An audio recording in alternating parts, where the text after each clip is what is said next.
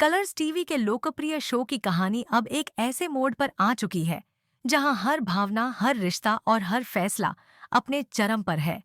भावनात्मक उठापटक, पारिवारिक तनाव, आत्मग्लानि और संबंधों की गहराई इस कहानी को न सिर्फ दिलचस्प बना रही है, बल्कि दर्शकों को अपने भीतर झांकने पर मजबूर कर रही है। शो के हालिया ट्रैक में मंगल, जो अब तक खुद से, अपनी भावनाओं से और अपनी जिम्मेदारियों से संघर्ष करती रही है, आखिरकार एक बड़ा फैसला करती है, अपनी बेटी ईशाना से माफी मांगने का और यह वादा करने का कि अब वह उससे दूर नहीं रहेगी। यह भावनात्मक क्षण सिर्फ एक माँ और बेटी के रिश्ते का पुनर्मिलन नहीं है, बल्कि एक औरत के आत्मबोध, पछतावे और अपनी जिम्मेदारियों को स्वीकारने का प्रतीक है।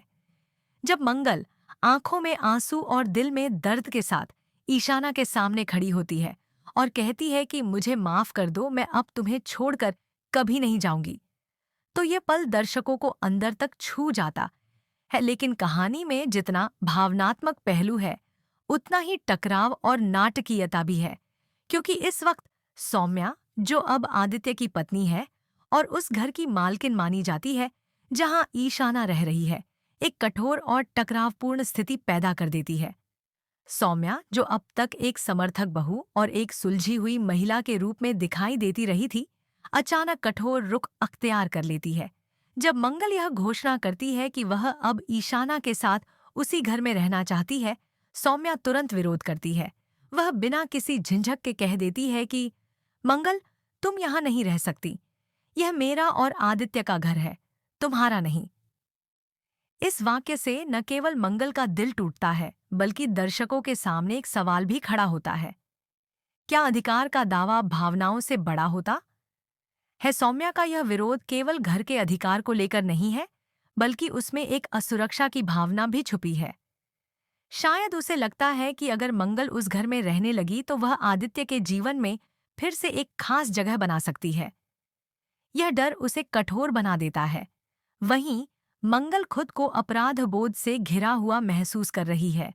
उसे यह लगने लगा है कि उसने एक माँ के रूप में अपना फर्ज नहीं निभाया, और अब जब वह अपनी बेटी के साथ रहना चाहती है, तो परिस्थितियां उसके खिलाफ खड़ी हो गई हैं।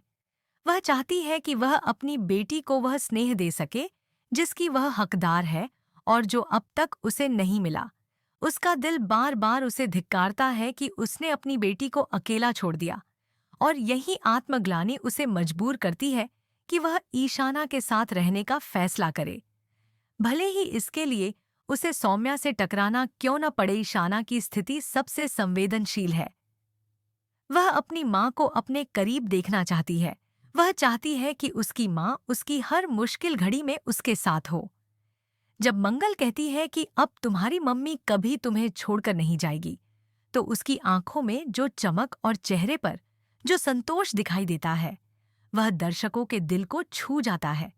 लेकिन वही खुशी तब अधूरी रह जाती है जब सौम्या अपनी शर्तें रखने लगती है। अब ईशाना उस स्थिति में है जहां उसे अपनी माँ के साथ रहना है, लेकिन वह जानती है कि उस घर की मालकिन सौम्या है, और अगर वह न चाहे तो उसकी माँ को वहां ठहरने नहीं दे सकती। यह पूरी स्थिति अब केवल एक पारिवारिक झगड़ा नहीं रह जाती, बल्कि यह बन जाती है एक सामाजिक विमर्श का विषय कि क्या एक माँ को अपनी बेटी के साथ रहने का अधिकार नहीं होना चाहिए? क्या एक महिला जिसने अपने जीवन में अनेक त्याग किए हैं, सिर्फ इसलिए घर में रहने की पात्र नहीं रह जाती क्योंकि उसके पास अब वैवाहिक संबंध नहीं है? सौम्या की बात तर्क संगत हो सकती है, लेकिन उसकी भावनात्मक संकीर्णता दर्शकों को यह सोचने पर मजबूर करती है कि क्या घर की दीवारें ही परिवार का निर्माण करती हैं, या रिश्तों की आत्मा? अब आने वाले एपिसोड्स में जो सबसे बड़ा सवाल खड़ा होता है, वह यह है कि क्या मंगल सौम्या के इस विरोध के बावजूद अपनी बेटी के साथ रह पाएगी? क्या आदित्य कोई भूमिका निभाएगा? क्या वह सौम्या के फैसले का समर्थन करेगा, या फिर एक बार फिर पुराने रिश्तों की गरिमा को समझते हुए कोई बीच का रास्ता निकालेगा?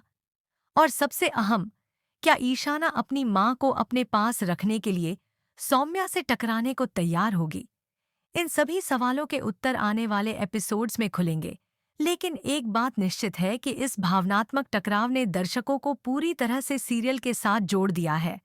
मंगल का यह रूप आत्मग्लानिपूर्ण, समर्पित, लेकिन फिर भी दृढ़ दर्शाता है कि एक माँ कितनी भी गलतियां कर चुकी हो, जब वह अपनी संतान के लिए सही करने की ठान ले, तो समाज के सारे नियम उसके आगे छोटे पड़ जाते हैं।